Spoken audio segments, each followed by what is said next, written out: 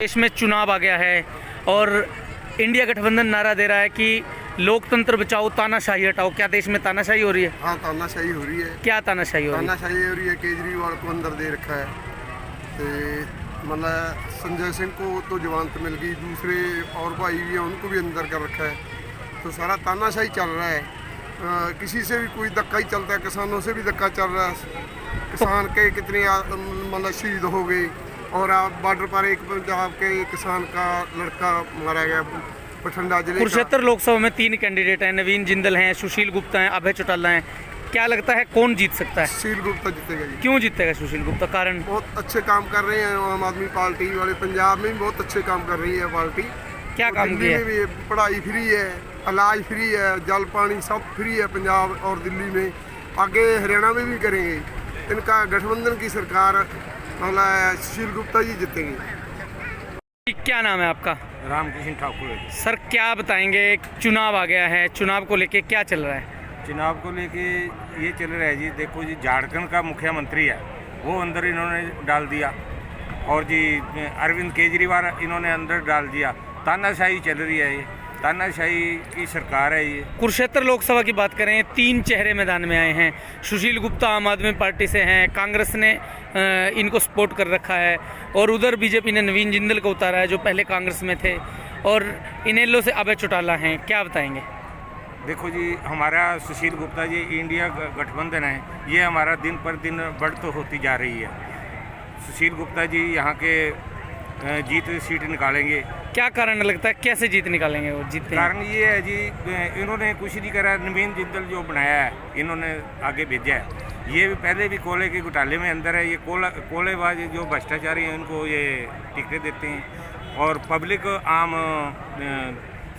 आम आदमी इंडिया गठबंधन के साथ है जी। क्या बताएंगे, चुनाव शुरू हो गया है देश में, तरह तरह का नारे वादे आ गए हैं। इंडिया गठबंधन कुरुक्षेत्र में नारा दे रहा है लोकतंत्र बचाओ तानाशाही हटाओ। क्या लगता है तानाशाही हो रही है? ये बिल्कुल तानाशाही हो रही है जी। विपक्ष के सभी नेताओं को, जो झारखंड के मुख्यमंत्री थे हेमंत सोरेन जी, पहले उनको जेल में डाल दिया, फिर अरविंद केजरीवाल जी को जेल में डाल दिया, क्योंकि जिस आदमी की गवाही पे इनको जेल में डाला गया है उनकी कंपनी ने 55 करोड़ का चंदा बीजेपी को दिए है।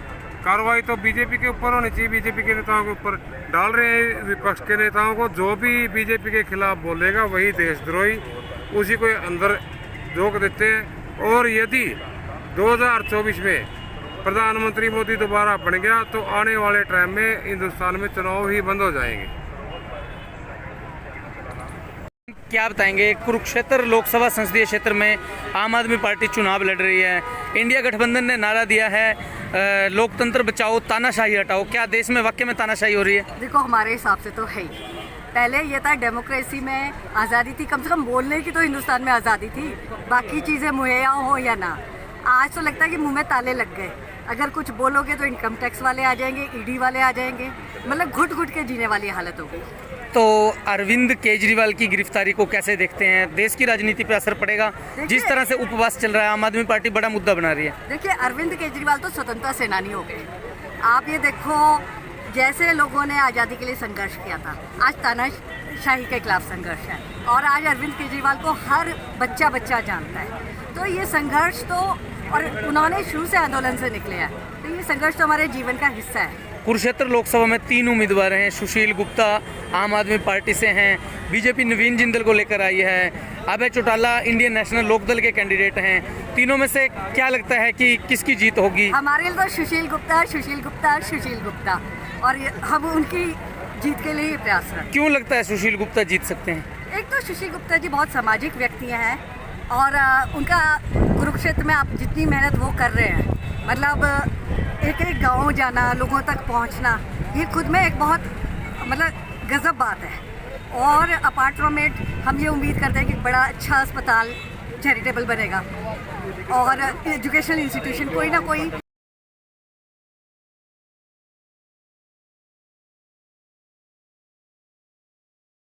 चुनाव आ गया है, क्या लगता है आम आदमी पार्टी और कांग्रेस जो है इंडिया गठबंधन, उनका नारा है कि लोकतंत्र हटाओ तानाशाही हटाओ लोकतंत्र बचाओ, क्या लगता है तानाशाही हो रही है देश में? यस, क्या तानाशाही हो रही है? सभी कुछ में तानाशाही है, अपनी मर्जी से करते हैं, जिसको जी करता है जेल में डालते हैं, जिसको जी करता है छोड़ देते हैं। अरविंद केजरीवाल की गिरफ्तारी को बड़ा मुद्दा बनाया जा रहा है, क्या लगता है कि सही है। हुआ गलत हुआ? गलत हो।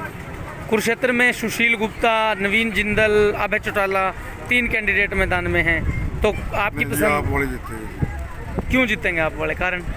आप वालों की नई पार्टी है और काम कर रहे हैं जी।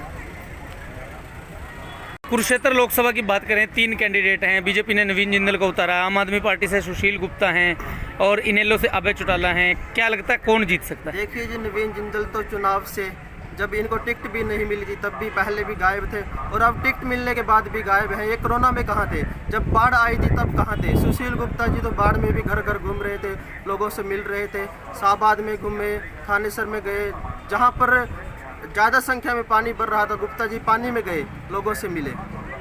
तो क्यों लगता है कि गुप्ता जी हैवी हैं? गुप्ता जी का कारण क्या है? देखिए जी, आम आदमी पार्टी का मेन मोटिव है जो लोगों की ज़रूरतें हैं, मूलभूत सुविधाएं हैं, उनको पूरा करना, जैसे शिक्षा, स्वास्थ्य और अच्छे अस्पताल, अच्छे स्कूल और अच्छे कॉलेज बनाने का काम आम आदमी पार्टी करती है। तो अब लोग समझ चुके हैं कि देश में आम आदमी पार्टी ही एक विकल्प है। हरियाणा में आम आदमी पार्टी ही लोगों की ज़रूरतों को पूरा कर सकती है। बाकी सभी भाजपा सरकार तो धर्म और जाति के नाम पर लोगों को लड़वाने का काम कर रही है। जी, क्या नाम है आपका? मेरा नाम जोगा सिंह उमरी। क्या आप बताएंगे, इंडिया गठबंधन ने नारा दिया है, चुनाव शुरू हो गया है, नारा है कि लोकतंत्र बचाओ तानाशाही हटाओ। क्या तानाशाही हो रही है देश में? आप सबको पता है कि मोदी जी क्या कर रहे हैं आज की डेट में। जो भी उनको लगता है कि आम आदमी पार्टी का सीनियर नेता या कोई भी आगे बढ़ना चाहता है, और एक आम आदमी पार्टी को वो पूरी तरह से दबाने का काम और जो साजिशें चल रही हैं, इसके तहत ही उन्होंने पहले सत्येंद्र जैन जी को शराब घोटाले का नाम देकर अंदर किया, जो कि आज तक 1 भी रुपए की रिकवरी नहीं हो पाई। उसके बाद उन्होंने संजय सिंह जी को, जिनके कि आज 3-4 दिन पहले ही उनकी जमानत हुई है, उनको अंदर कर दिया। फिर केजरीवाल जी को अंदर कर दिया। और आपको सारे को पता है कि ये लोकतंत्र को दबाने का सबसे बड़ा कुरुक्षेत्र में चल रही है। 3 कैंडिडेट हैं, नवीन जिंदल, सुशील गुप्ता, अभय चौटाला। किसको आप मानते हैं कौन जीत सकता है? ऐसे है, नवीन जिंदल की तो क्या बात करें जी। नवीन जिंदल भाजपा के द्वारा एक ऐसे कैंडिडेट लाए गए हैं, वो आते तो अमेरिका चले गए हैं, वो क्या इलेक्शन लड़ेंगे। और गुप्ता जी को आपको पता है कि ग्राउंड लेवल पे आप भी रहते हो, और ग्राउंड लेवल पे आप देख रहे हो कि गुप्ता जी की पोजीशन इंडिया गठबंधन के सबसे ऊपर चल रही है आज की डेट में। सर्वे में भी ये है कि सबसे ऊपर सुशील गुप्ता जी चल रहे हैं आज की डेट में।